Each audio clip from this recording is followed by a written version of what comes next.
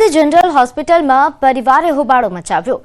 મળતી માહિતી અનુસાર અહીં મૃત મહિલાનું પોસ્ટમોર્ટમ થતા પરિવાર વિફર્યો હતો।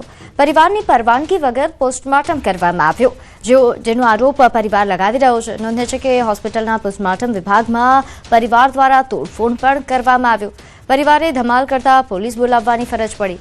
પરિવારે મૃતદેહ સ્વીકારવાનો પણ ઇનકાર કર્યો છે। ઉલ્લેખનીય છે કે ગામડીની 20 વર્ષીય પરિણીત યુવતી કે જેણે ગળે ફાંસો ખાઈ આત્મહત્યા કરી હતી।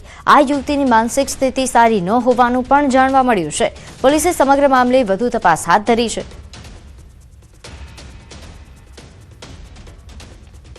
કોઝ ઓફ ડેથ એટલે મૃત્યુનું કારણ જાણવા માટે પીએમ કરવું જરૂરી હતું। પીએમ દરમિયાન પરિવારજનો દ્વારા અમારી સંસ્થાને ઘણું નુકસાન કરવામાં આવતું હતું। જ્યારે પીએમ ચાલી રહ્યું હતું ત્યારે દરવાજામાં ખેંચાખેંચ, દરવાજા પર પથ્થરમારો તથા ઘણું સંસ્થાનું સામાન પણ તોડી નાખવામાં આવેલ છે, જેના લીધે પીએમ કરનાર અમારા ડોક્ટર તથા સ્ટાફની અંદર ભયનો માહોલ થયેલ છે। તો પોલીસ વાળા શું કહે કે પોસ્ટમોર્ટમ નહીં કરે, ખાલી લઈ જવા દો, ખાલી તપાસ કરીને પાછી બેબી મળશે તમને।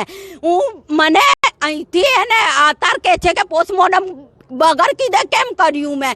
એ કહે છે તમે કેસ કરી દીધું। મારી જોડે જૂઠ બોલીને સહી બી લીધી, પોતે જૂઠ બોલ્યા કે ખાલી તપાસ કરીને પાછું આપશે। અમે 2-3 જણા હતા ને, એ બી મને કહે કે તપાસ કરીને પાછી સહી સલામત આપશે તમને। બસ એટલું કહીને મારા ઘેરથી સહી કરાવી લીધી ને લઈને આયા। નહીં કે છે અમે તો પોસ્ટમોર્ટમ કરાવી દીધું। અમદાવાદની સ્વામી વિવેકાનંદ કોલેજ સીલ કરવામાં આવી। અમદાવાદ મ્યુનિસિપલ કોર્પોરેશન દ્વારા કાર્યવાહી કરાઈ છે। ફાયર એનઓસી તેમજ વપરાશ પરવાનગી ન હોવાના કારણે કોલેજ સીલ કરવામાં આવી છે। ફાયર એનઓસી રિન્યુ ન કરાતા કોલેજને અનેક નોટિસ આપવામાં આવી હતી, તેમ છતાં રિન્યુ નથી કરવામાં આવી, જેના કારણે અમદાવાદ મ્યુનિસિપલ કોર્પોરેશન દ્વારા કાર્યવાહી કરવામાં આવી। અમદાવાદના રાયપુરમાં આવેલી વિવેકાનંદ કોલેજને અમદાવાદ મ્યુનિસિપલ કોર્પોરેશન દ્વારા સીલ મારવામાં આવી છે। હું એ દ્રશ્ય આપને બતાવીશ। હાલ જે આ રાયપુરની વિવેકાનંદ કોલેજ છે, જેને ફાયર એનઓસી નહીં હોવાના કારણે અને બિલ્ડિંગ યુઝ પરમિશન નહીં હોવાના કારણે આ કોલેજને સીલ મારવામાં આવી છે અને વહેલી સવારે અમદાવાદ મ્યુનિસિપલ કોર્પોરેશન દ્વારા જે છે આ કાર્યવાહી કરવામાં આવી છે। જો કે વિદ્યાર્થીઓ જે અહીંયા અભ્યાસ કરવા માટે કોલેજમાં આવે છે અને તેઓને કોઈ પણ પ્રકારની જાણકારી નહીં હોવાના કારણે વિદ્યાર્થીઓ છે કે જેઓ દૂર દૂરથી જે અહીંયા કોલેજમાં અભ્યાસ કરવા માટે આવે છે અને તેઓ અત્યારે પરત જવાનો તેઓને વારો આવ્યો છે। કેટલાક વિદ્યાર્થીઓ છે, એ વિદ્યાર્થીઓ પાસેથી જાણીશું। ક્યાંથી આવો છો? અને ઓળો વિસ્તારથી। કયા યરમાં? First year BCom same. શું तकलीफ થઈ અહીંયા આવ્યા છો ને કોલેજ? पता नहीं, बस इतना पता चला सील हो गई। किसी ने फोन करके बताया भाई कॉलेज सील। अभी कुछ बताने को कुछ नहीं आया। चालू अभी पता नहीं कब चालू होगी, पर होगी इतना तो पता है।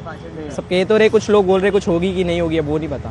મારું નામ સાકિબ છે, હું વટવાથી આવું છું। 7:30 વાગ્યાથી અહીંયા છું। ગ્રુપમાં કંઈ ઇન્ફોર્મેશન નથી કે કોલેજ સીલ કરવામાં આવી છે। અહીંયા એને હેરાન થાય છે અને 16, 17, 18 અમારી કમ્પ્યુટર માઇનોર યુનિવર્સિટીની એક્ઝામ છે। પ્રિપરેશન કેવી રીતે કરીએ એ પણ એક મોટો પ્રશ્ન છે। કયા યરમાં અભ્યાસ કરો? ફર્સ્ટ યરમાં। કેટલીક વિદ્યાર્થીનીઓ છે, તેઓ પાસેથી પણ જાણીશું કે જે વહેલી સવારે તેઓ અહીંયા અભ્યાસ માટે આવ્યા હતા। બેન, કયા યરમાં અભ્યાસ કરો છો અને શું તકલીફ થઈ સવારે આવ્યા તો? સેમ 1માં છે, બીકોમમાં છે। અહીંયા આવ્યો તો ધક્કા થઈ ગયા અને યુનિવર્સિટીની એક્ઝામ બી આવે છે, તો કંઈ નક્કી નહીં, ખબર નહીં, ભણવાનું બી બગડી રહ્યું છે। એક્ઝામ હતું મારું, તો આજે પણ બંધ છે, તો ખબર નહીં ક્યારે ખુલશે ક્યારે નહીં। કઈ ઇન્ટરનલ એક્ઝામ? હા, ઇન્ટરનલ એક્ઝામ છે ને, સેમ 5 નો છે તે એક્ઝામ। વસ્ત્રાલથી આવી, બહુ દૂરથી। તો વિદ્યાર્થીઓની તકલીફ જે છે તે અત્યારે સામે આવી રહી છે કે એક તરફ વિદ્યાર્થીઓ જે છે અહીંયા અભ્યાસ કરી રહ્યા છે અને તેઓને આજે એક્ઝામ પણ હતી, પરંતુ એકાએક કોલેજને જે છે તે અમદાવાદ મ્યુનિસિપલ કોર્પોરેશન દ્વારા સીલ મારી દેવાયું છે અને તેના કારણે વિદ્યાર્થીઓને મુશ્કેલીનો સામનો કરવો પડી રહ્યો છે। કેમેરામેન નિલેશ સોસા સાથે સંજય ટાંક, ન્યૂઝ 18 ગુજરાતી, અમદાવાદ।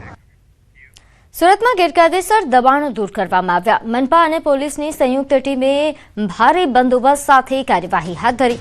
અડાજણ સરદાર બ્રિજ નીચેના ગેરકાયદેસર દબાણો દૂર કરવા માટે કાર્યવાહી કરવામાં આવી।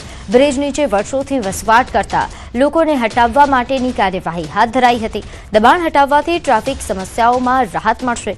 બ્રિજ નીચેના ગેરકાયદેસર વસવાટથી પરેશાન લોકોને રાહત મળશે। વરાછા, કપોદરા બાદ અડાજણમાં પણ મનપાની આ કડક કાર્યવાહી સામે આવી। વધુ વિગત સાથે મારી સાથે સંવાદદાતા કીર્તેશ જોડાઈ ગયા છે. કીર્તેશ, હાલ જે આ દબાણ હટાવ કામગીરી ઝુંબેશ શરૂ થયું છે તેને લઈને વધુ વિગત. બિલકુલ, સુરતમાં જે પ્રકારે રસ્તાઓ પર ગેરકાયદેસર દબાણો લઈને બેઠા હોય તેવા લોકો વિરુદ્ધ સુરત પોલીસ અને મહાનગરપાલિકાએ એક અભિયાન શરૂ કર્યું છે. સૌપ્રથમ વરાછા કાપોદ્રા વિસ્તાર બાદ હવે અડાજણ વિસ્તારમાં આ કડક કામગીરી શરૂ કરવામાં આવી છે. ખાસ કરીને બ્રિજ નીચે અને બ્રિજની આજુબાજુમાં જે લોકો દુકાનો લઈ બેઠા હોય તેવું દબાણ હટાવવાની કામગીરી ચાલી રહી છે. આ દબાણની કામગીરી દરમિયાન જે પ્રકારે એક વ્યક્તિ લોકોના આકર્ષણનું કેન્દ્ર બન્યું હતું તેને લઈને પણ લોકો ઉત્સાહમાં આવી ગયા હતા. જો કે આ દબાણ લાંબા સમયથી મિશ્ર સ્વરૂપ સાબિત થઈ રહ્યું હતું. વરાછાના ધારાસભ્ય કુમાર કાનાણીએ ગુજરાત સરકારને પત્ર લખ્યો હતો, મહાનગરપાલિકાને પત્ર લખ્યો હતો અને જે રીતે અસામાજિક પ્રવૃત્તિઓ થાય છે, ટ્રાફિકને નડતરરૂપ થાય તેને લઈને આ પત્ર બાદ જે રીતે મહાનગરપાલિકા અને પોલીસ એક્શન મોડમાં આવી છે. એક બાદ એક એરિયાઓને આ રીતે સફાઈ કામગીરી ચાલી રહી છે. સૌપ્રથમ વરાછા, કાપોદ્રા અને હવે અડાજણ છે અને કહી શકાય સુરતના કોટ વિસ્તારમાં બી આગામી 2-3 દિવસમાં આ પ્રમાણે દબાણની મોટી કામગીરી કરવામાં આવશે. જી કીર્તેશ, આભાર માહિતી આપવા બદલ. તો સુરત શહેરમાં વધતી ગુનાખોરીને લઈને સ્થાનિક પોલીસ એલર્ટ મોડ પર છે. બેસ્તાન વિસ્તારની પોલીસે અલગ અલગ વિસ્તારમાં કોમ્બિંગ કર્યું. રાત્રિ દરમિયાન આ કોમ્બિંગ હાથ ધરવામાં આવ્યું. બેસ્તાનના આવાસ અને કેટલાક ઇન્ડસ્ટ્રીયલ વિસ્તારમાં આ કોમ્બિંગ થયું. ડીસીપી, એસીપી તેમજ પીઆઈ સહિત 100થી વધુ પોલીસ કર્મચારીઓ આ કોમ્બિંગમાં જોડાયા હતા. મોબાઈલ સ્નેચર્સ, બાઇક ચોર, મારામારી, અગાઉ પકડાયેલા લોકોની હિસ્ટ્રી પણ ચેક કરવામાં આવી. કેટલાક શખ્સો સામે બેસ્તાન પોલીસે અટકાયતી પગલાં પણ ભર્યા. માથાભારે તત્વો કે ગુનાહિત તત્વો કે જે કાયદા વિરોધી પ્રવૃત્તિ કરતા હોય તેમને એ બાબતની બીક પેશે કે પોલીસ અડધી રાત્રે પણ આવીને એમને ચેક કરશે. એટલું જ નહીં પણ વિસ્તારમાં જો કોઈ આવી પ્રવૃત્તિ ચાલતી હોય તો પોલીસ સતત નિગેબાન છે અને અડધી રાત્રે પણ આવી પ્રકારની પ્રવૃત્તિઓને નાથવા ડામવા માટે પોલીસ સતત કાર્યશીલ છે. એ અમારા કોમ્બિંગનો હેતુ છે. સમાચારોમાં હાલ સમય થયો છે એક નાનકડા વિરામનો.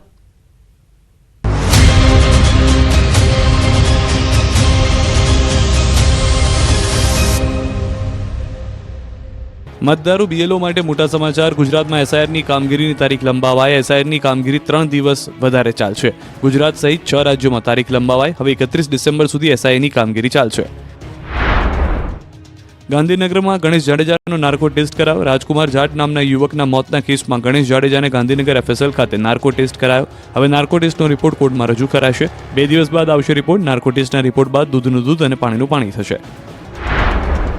અમદાવાદમાં મેડિકલ સ્ટોર પર તવાય. પ્રિસ્ક્રિપ્શન વગર કફ સિરપનું વેચાણ કરનારાઓ સામે લાલાક. રાજ્યના ફૂડ એન્ડ ડ્રગ વિભાગે કરી તપાસ. 8 મેડિકલ સ્ટોરને ફટકારી નોટિસ. ઘાટલોડિયામાં કૃષ્ણા મેડિકલ સેટેલાઇટની Solcure pharmacy, Namnidhi pharma, Nama wellness, Natraj medical સ્ટોર્સને નોટિસ અપાઈ. જામનગર મનપાની સ્ટેન્ડિંગ કમિટીની બેઠકમાં 41.30 કરોડના વિકાસલક્ષી કામને મંજૂરી અપાઈ. શહેરના વોર્ડ 13 અને 14માં સીસી રોડ પેવર બ્લોકના કામ માટે 2.5 કરોડ રૂપિયા ફાળવવામાં આવ્યા. વોર્ડ નંબર 11માં ગુજરાત ગેસ પંપથી નવનાલા, યોગેશ્વર નગરથી Hapa marketing yard, railway bridge સુધી 30 મીટર પહોળા સીસી રોડ બનાવવા માટે 1.96 કરોડ રૂપિયાની મંજૂરી આપવામાં આવી. આ તરફ સુરતના અરેઠ તાલુકામાં ડીજીવીસીએલના દરોડા. વીજ ચોરી કરતા અનેક રંગે હાથે ઝડપાયા. સ્થાનિક પોલીસને સાથે રાખી વીજ ચેકિંગ કરાયું. તડકેશ્વર, ઉશ્કેર, રોઝવાડ સહિતના ગામડાઓમાં તપાસ. વીજ મીટર સાથે છેડછાડ કરી વીજ ચોરી ઝડપાઈ. મુખ્યમંત્રી ભૂપેન્દ્ર પટેલે બનાસકાંઠા જિલ્લાની 1000 કરોડના વિકાસ કાર્યોની ભેટ આપી. સીએમએ જિલ્લાની મુલાકાત લીધી, જેમાં 7થી વધુ પ્રોજેક્ટનું લોકાર્પણ કરાયું, જ્યારે 15થી વધુને વિકાસ કાર્યોનું ખાતમુહૂર્ત કરી 22થી વધુ